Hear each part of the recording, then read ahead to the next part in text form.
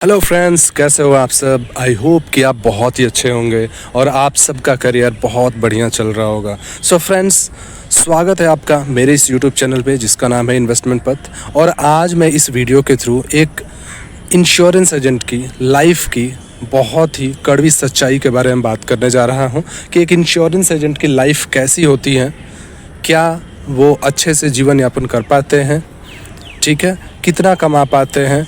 मैं कंपेयर करूंगा एक डेली वेज मजदूर से जो दिहाड़ी पे मजदूरी करता है, उससे कंपेयर करके दिखाऊंगा कि एलआईसी एजेंट की लाइफ कैसी होती है। और हाँ, कई लोग आ जाएंगे कमेंट्स में बोलेंगे एलआईसी एजेंट्स बहुत ज़्यादा कमाते हैं, तो भाई वो 1-2% है सिर्फ। मैं एक एवरेज इंश्योरेंस एडवाइज़र की बात कर रहा हूँ और उनसे कंपेयर करूँगा मज़दूर की लाइफ, ठीक है।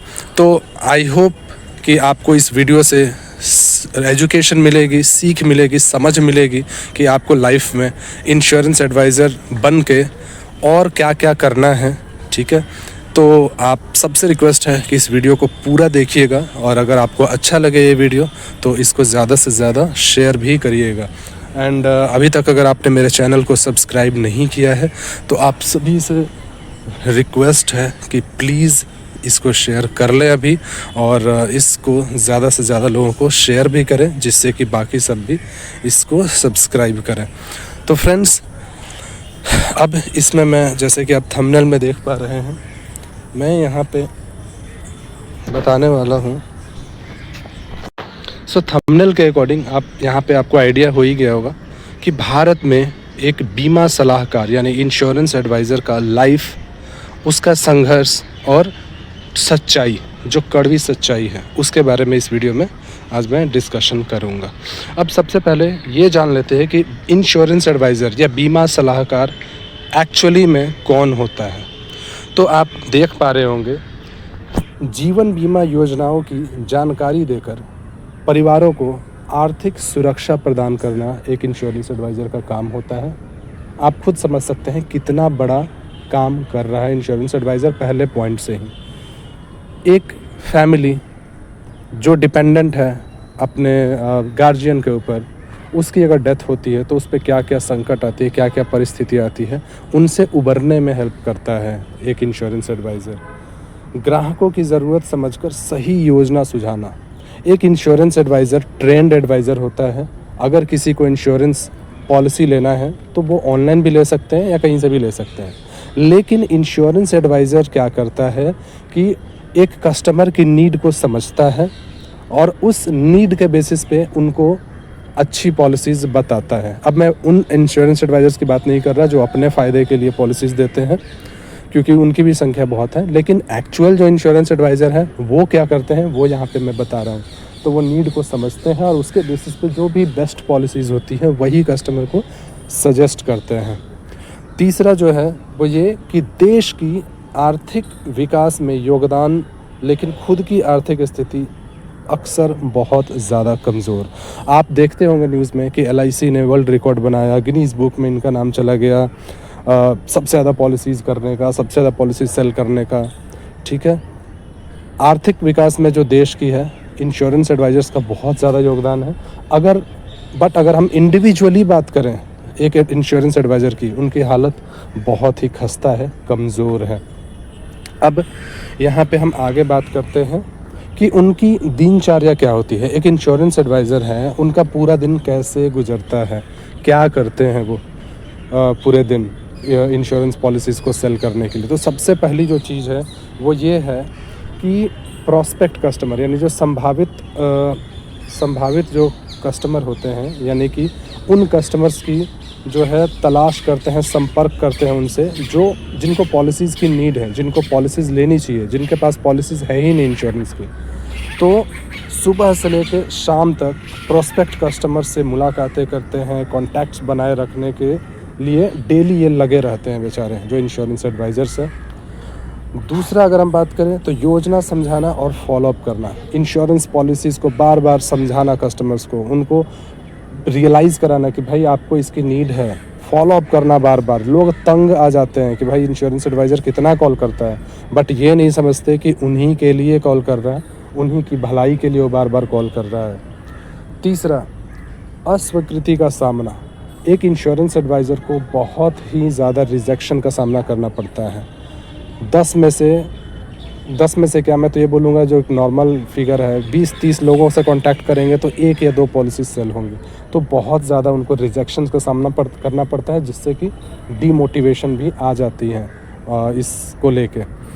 चौथा है वो है कमीशन पे निर्भरता, यानी कि बिना निश्चित वेतन के, यानी कोई फिक्स सैलरी इनकी नहीं होती, ठीक है। उनकी आय जो है, उनकी इनकम जो है वो पूरी तरह से कमीशन पे ही निर्भर करती है, जिससे आर्थिक अनिश्चितता जो है उनकी बनी रहती है। यानी कि पूरी की पूरी डिपेंडेंसी जो है उनकी जीवन यापन की, उनकी इनकम की, वो सारी की सारी अगर वो पॉलिसी सेल करेंगे तो उससे जो इनकम मिलेंगे उसी से ही डिपेंडेंट रहती है, ठीक है।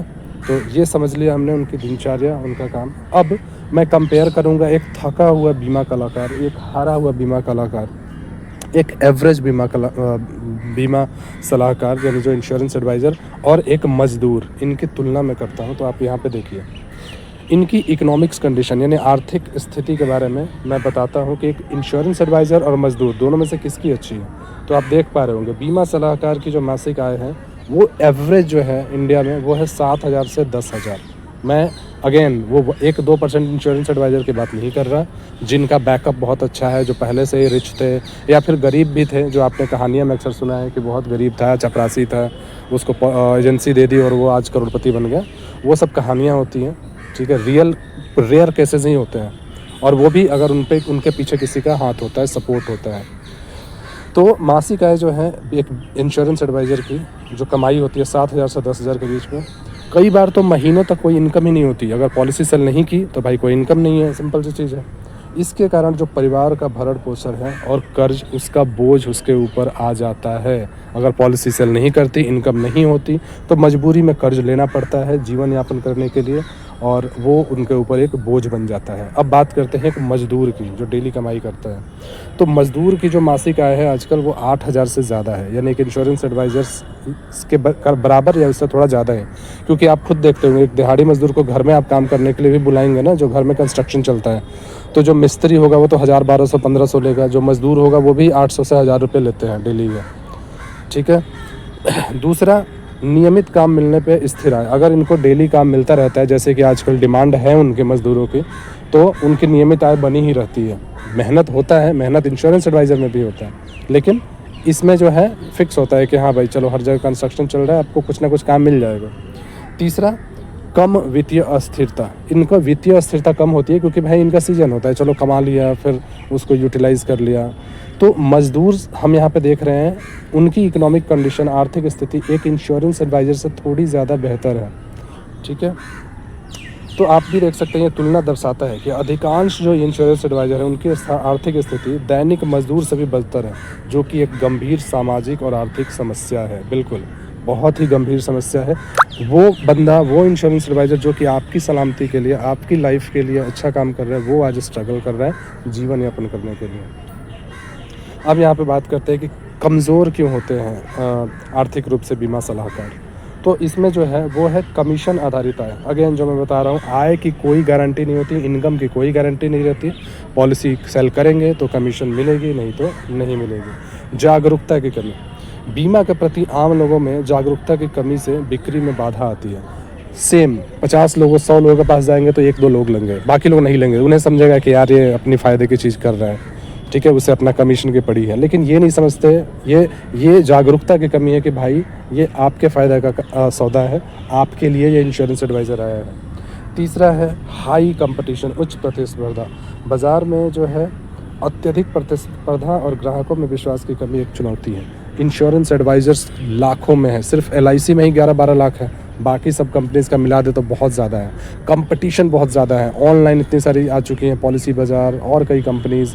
तो आजकल जो है, पहले मैक्सिमम लोग इंश्योरेंस एडवाइज़र से पॉलिसी लेते थे, लेकिन अब वो लिमिटेशन यहाँ पे हो चुकी हैं। लास्ट है कंपनी का दबाव। कई बार कंपनी का प्रेशर रहता है कि भाई पॉलिसी करो, नहीं तो आपकी एजेंसी टर्मिनेट हो जाएगी, ये हो जाएगा, वो हो जाएगा। इसकी डर की वजह से भी ये है, हो नहीं पाता यहाँ पे पॉलिसीज़, और इंश्योरेंस एडवाइज़र दबाव में ही रहता है।